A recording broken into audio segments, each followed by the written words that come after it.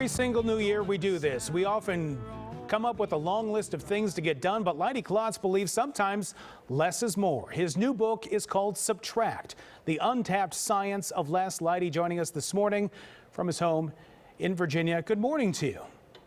Hey, Sean, how are you? Doing all right. I've been reading this and I love the dust cover because you have this long intro and half of it is subtracted. You've taken away, but it still makes sense when you read the highlighted version. Tell me how you came up with this, because so many of us think that more is more.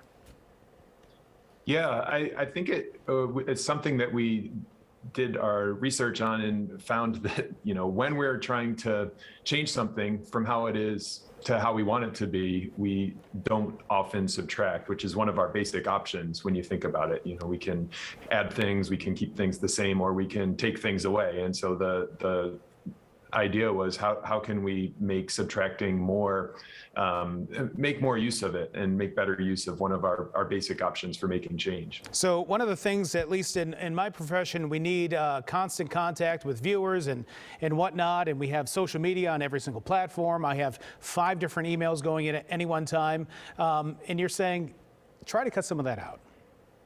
Yeah, I mean, and this information is something that it's a blessing, right, to have all this access to information, but we need to control the information, not the other way around. And so, subtracting some of this, subtracting email or social media from your phone, for example, depending on your job, but that can really make a difference.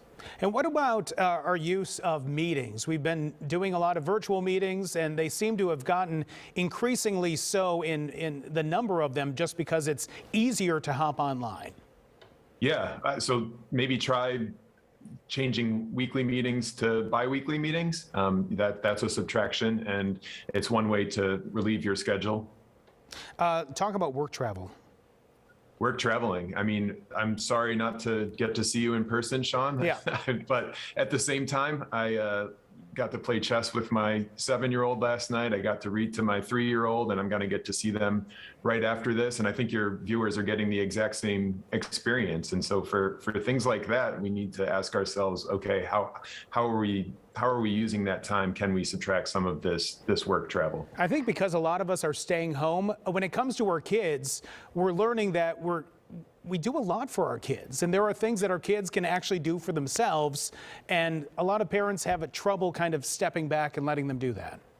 Yeah, I mean, one of the things about subtracting is that it's harder the more you care about something. And so this is an area that I'm quite frankly not very good at, but got better from writing the book. I mean, now that my son can beat me at chess, for example, he can probably take his dishes to the sink after dinner, right? And so as our kids are reaching new milestones, thinking about, okay, what are the things we no longer need to do for them that are better for us and better for them if we stop doing them. After Betty White died on New Year's Eve, I ended up binging a lot of Golden Girls episodes, and you're saying binge watching necessarily is not the best way to go.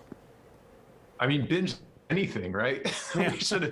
Those are all things that we should subtract. And yeah, so watch the morning news and then go do something with your day. And so everything in moderation is good, but binge watching is certainly something that we could take away, and life wouldn't be much better in my view, or wouldn't be much worse in my view.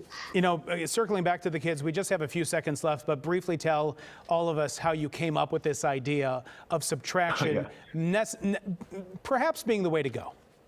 Yeah, I was playing Legos with my 7-year-old who was 3 at the time, and we were building a bridge, and the challenge was that the bridge wasn't level, and I turned around to add a Lego block to add to the shorter column of the bridge, and by the time I had turned back around, he had subtracted from the longer column, and that showed me this is what I was interested in, is these situations we're trying to make something better. Why don't we think of taking away as a way to do so? All right, the name of the book, Subtract, The Untapped Science of Less. Leidy Klotz, thank you so much for joining us and giving us your view on simplifying our lives. I like that one. Leidy, thank you.